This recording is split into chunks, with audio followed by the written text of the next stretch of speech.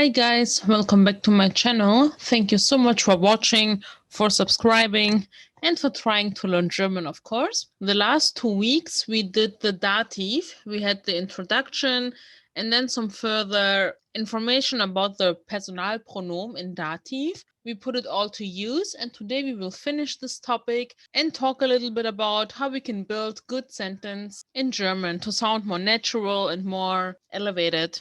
So let's go.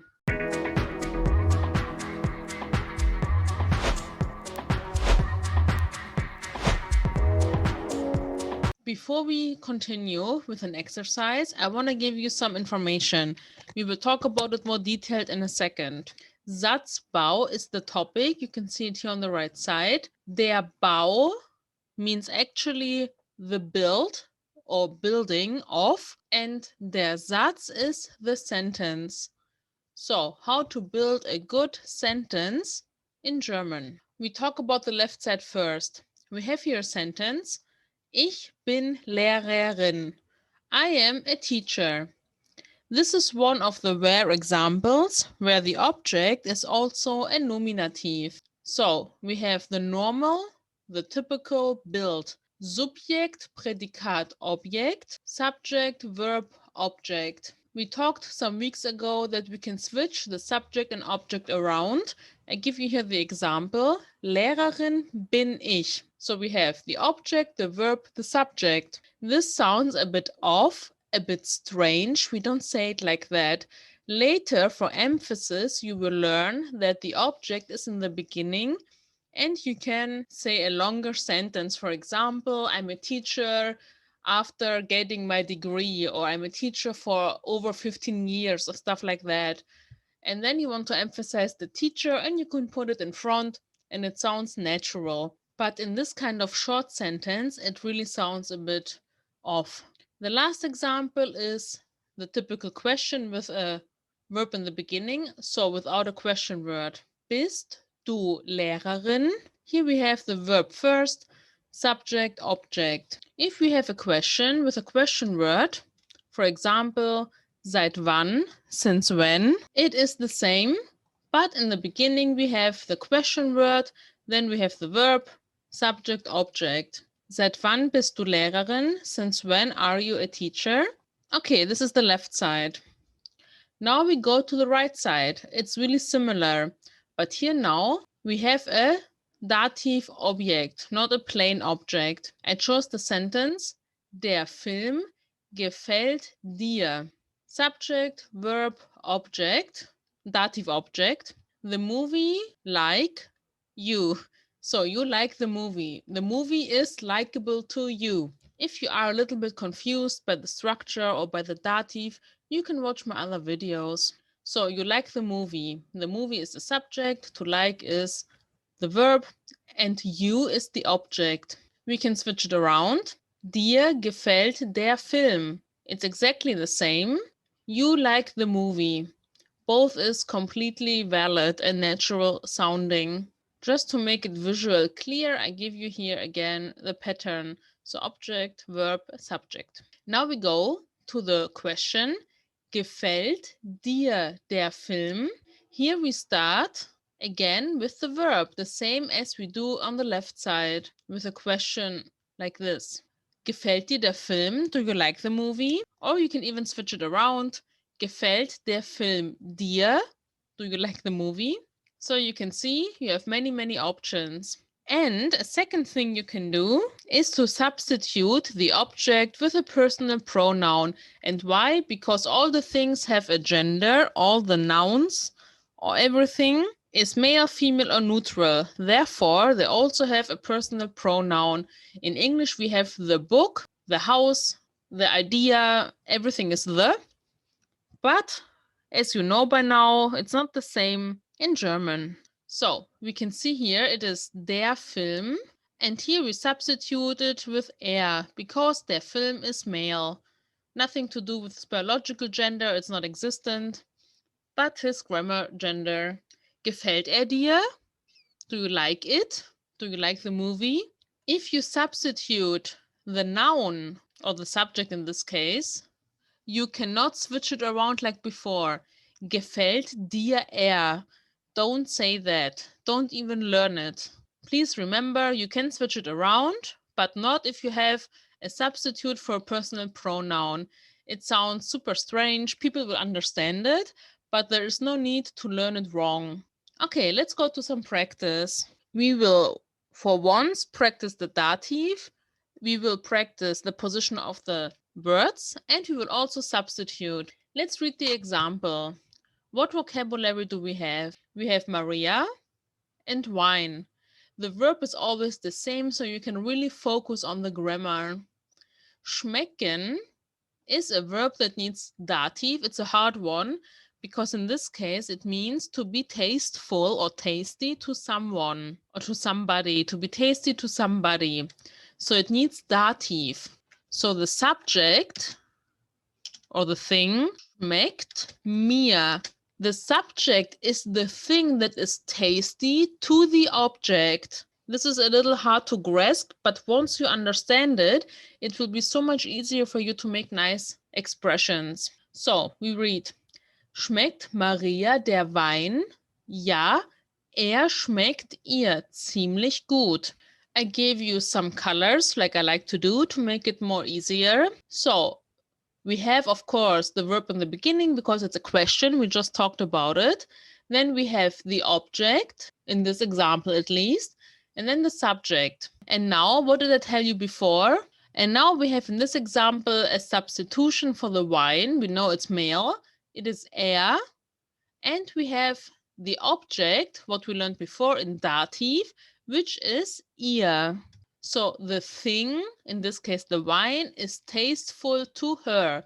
This is why it is dative. Example number 2, Max Pommes. Schmecken Max die Pommes? Ja, sie schmecken ihm ziemlich gut. Again, the sentence is made with first the object and the subject. It doesn't have to be like that, but it is. This is why I told you before, don't rely on the position of the words to know if something is dative or nominative, because it changes. You cannot say, the first word in a sentence must be nominative and the thing after the verb must be the object. It doesn't work like that. There are other ways to realize what is what. Don't rely on the position. Schmecken Max die Pommes? Does Max like the pommes? Or to make it more clear, are the pommes tasty to Max? And it's plural. The verb is plural because the pommes is the subject and it is many pommes, many fries. The answer, ja, sie schmecken ihm ziemlich gut. Again, we have some substitution here. The subject has the personal pronoun as a nominative, sie, they, and then the dative object became also a dative personal pronoun, which is ihm. Of course, you can say at least 3 or 4 combinations of everything. You can also say, ja, sie schmecken Max ziemlich gut. Ja, die Pommes schmecken Max ziemlich gut. Okay? You don't have to always substitute, but this is the exercise we're trying. So if you want, you can press pause, you can do this exercise, try to make as many sentences as possible if you want, and we compare in a second.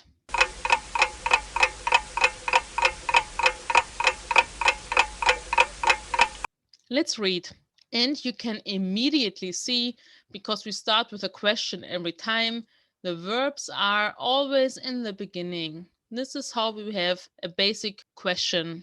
Schmeckt euch die Suppe? Do you like the taste of the soup? Ja, die Suppe schmeckt uns.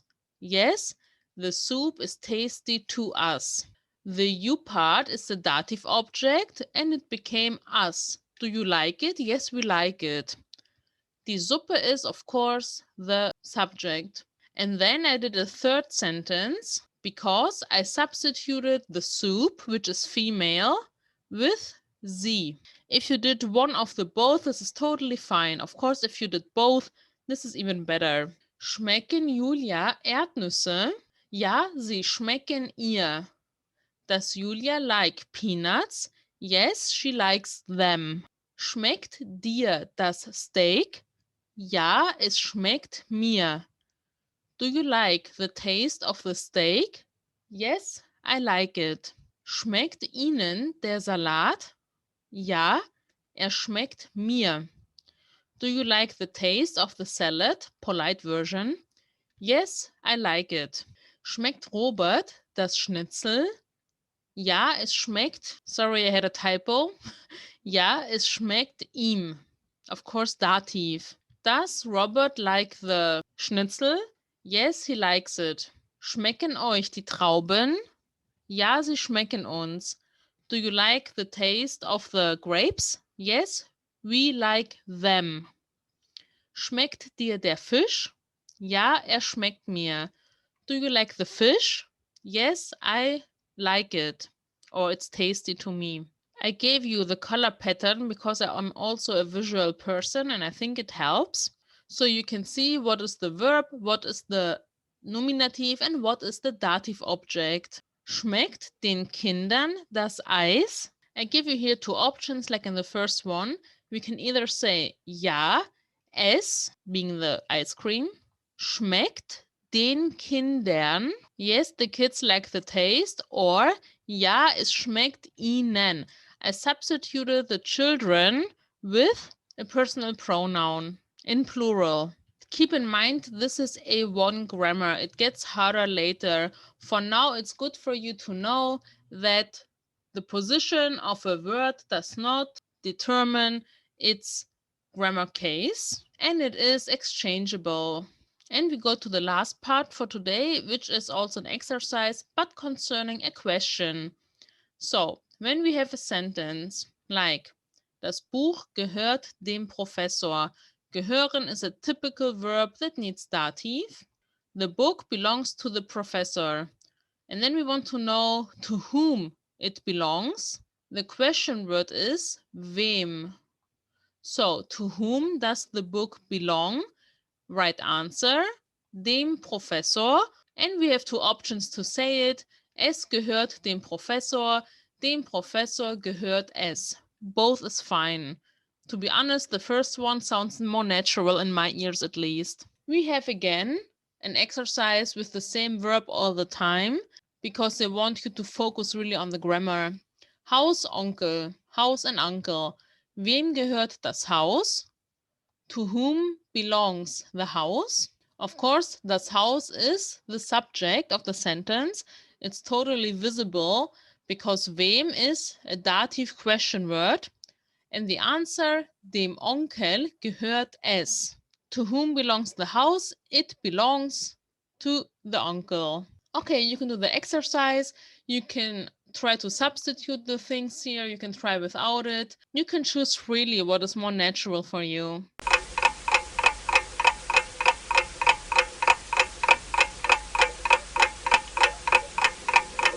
In the last exercise, we had questions without question words. So we had the verb always in the beginning. But now we have what we said, a question with a question word. So you can see the verb is always in the position 2. You can see the question word for dative is always in the beginning. Of course, you can switch it later if you are more advanced, but don't focus on that now. And the subject, the thing that belongs to somebody, is here in the end. So let's read. Wem gehört der Koffer? Der Touristin gehört er. So now you would say maybe, now it's not so visible what is what, but it doesn't change. The answer to wem must be the dative. So we have the object in the beginning, in this case, the tourist, er means the suitcase, and the verb in the middle. In English, you would say it belongs to the tourist. To the tourist, it belongs. I gave you some other options, since I told you there are at least 3 or 4 options to say something like that. Er gehört der Touristin, it belongs to the tourist, or you can substitute everything and say er gehört ihr, it belongs to her. So, this is how we build it. Wem gehört die Kamera? Dem Reporter gehört sie. To whom belongs the camera? It belongs to the reporter. Wem gehört das Fahrrad? Dem Mädchen gehört es. To whom belongs the bike? It belongs to the girl. Wem gehört der Brief? Mir gehört der Brief. To who belongs the letter? The letter belongs to me. This is a little more special because we have mir. We don't have dem Mann, der Tante. We don't have just an article and an object, but we have a personal pronoun in dative, which is also often used and quite a valid expression. Next one. Wem gehört die Tasche? Der Tante gehört die Tasche. To whom belongs the bag? The bag belongs to the aunt. Wem gehört der Wagen? Dem Lehrer gehört der Wagen. To whom belongs the car? It belongs to the teacher. I wish. Next one. Wem gehören die Bücher? Here we have plural because we see it's the books.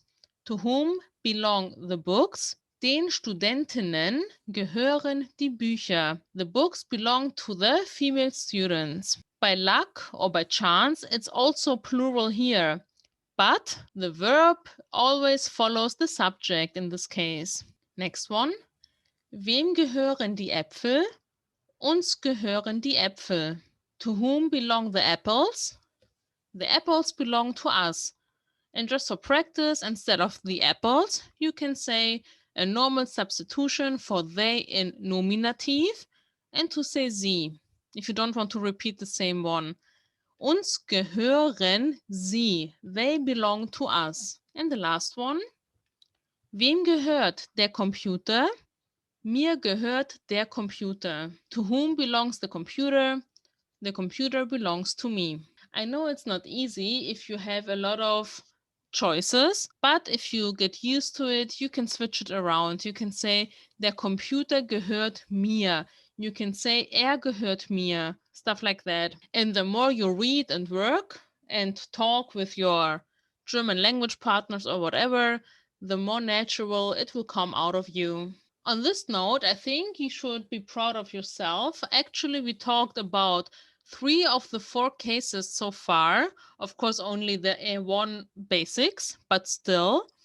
Next time, we will talk about this little chart here about nominative, dative, accusative, how to make it more easier for us to realize what is what. If you have questions, you can leave it in the comments below. I will definitely answer them next time if you want.